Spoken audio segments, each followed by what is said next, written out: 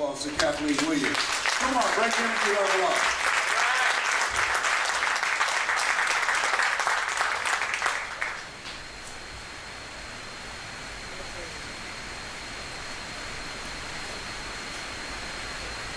I introduced you all to my son a few moments ago. And when he was 3 years old, I told you he's 22 years old right now. When he was 3 years old, we lived in sunny Southern California. Santa Monica, by the way. And Santa Monica happens to be one of the more exclusive communities in California. Is anybody from Southern California? Does anyone know what I'm talking about? I don't see any hands. Southern California, Santa Monica, California, one of the exclusive communities right to the south of Beverly Hills and right on the side of Venice Beach near the water. It was a very wealthy community. And I lived there with my son, Sean, and my husband at the time. And we had the perfect family. If you looked at us from the outside, you would say, oh my God, they're doing so great.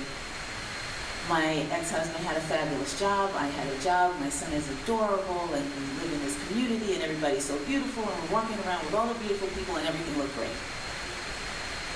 But we had a very little, ugly, dirty secret.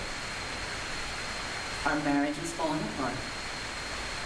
And there was the little germ called domestic violence that was involved. I remember one day, and I do remember it like it was yesterday. I came home, and I actually was coming back from the police station, the Santa Monica police station.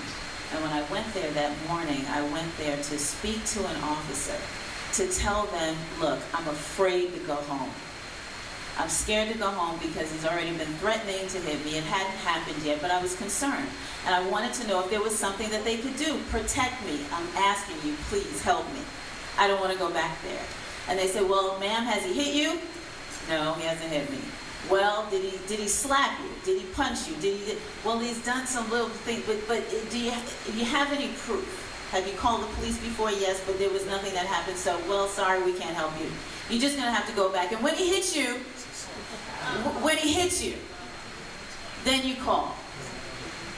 So I went home, and I actually had my niece with me that day, and we went back to the house, and I went inside, and sure enough, he was mad about something else that day, but he hadn't hit me before, so I said, okay, this is going to be okay, and we ended up getting into an argument, and the argument got worse, and it got worse, and the next thing I know, bam!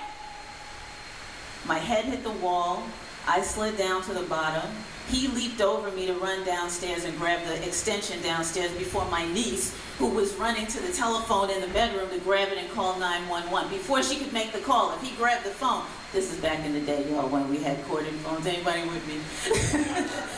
Before she could make the call, he was trying to grab the extension, but he was too late. So by the time he picked it up, the police were already on the line, and she was telling them, my aunt, she's hurt, send help. So the next thing I know, police officers came to the house, and they're 3 deep with guns drawn, because in Santa Monica, they didn't tolerate domestic violence. So they took him in handcuffs, and they put him in prison. He was there for about 5 days. In that 5 days, I was trying to figure out, what am I going to do? I went back to the police station again and said, well, I don't want you to let him come back home because he didn't kill me that time, but this time he just might. Well, sorry, ma'am, we can't lock him up. We can't keep him from coming home. So if you're afraid for your safety, then you're going to have to leave. You have to leave. And I'm like, but I have a 3-year-old son. What? I don't have any... Well, you'll have to leave. So that day, 5 days after he'd been locked up, I knew he was on his way home. I grabbed as many things as I could. I grabbed some pictures, I grabbed some toys, some blankets, and a few precious items, and I ran down to my car, which was in the garage underneath our beautiful Santa Monica condominium, which is probably worth well over $1 million right now, as by the way. But I went down into the garage, and I had my son with me, and I put him in his car seat in the back, and I sat in the car, and I kept adjusting the rearview mirror. And I'm looking in the rearview mirror, and I see Sean in the back seat, and he was very quiet, playing with a little toy.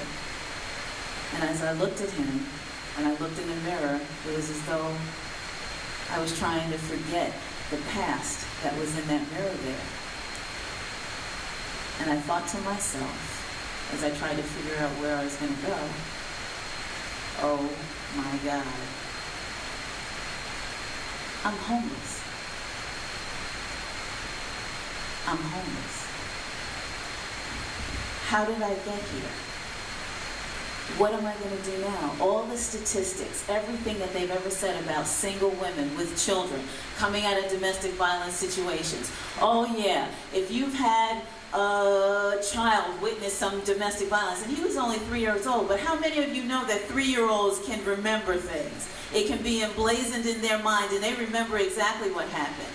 Well, if you have a son of a man who has committed domestic violence, he's much more likely to be an abuser himself when he gets older. Single women after divorce are much more likely to fall into poverty than to be successful. Single women with young black sons, they're much more likely to become gang members, to become criminals, to end up at Rikers Island, Captain Sherry, right? That's what they say. So all these statistics, everything you've ever heard, everything that they've just shoot at you over and over and over again on the news, all that stuff hit me while I was sitting there in that garage wondering, what am I going to do now? I'm homeless. Is this what's going to happen to my child?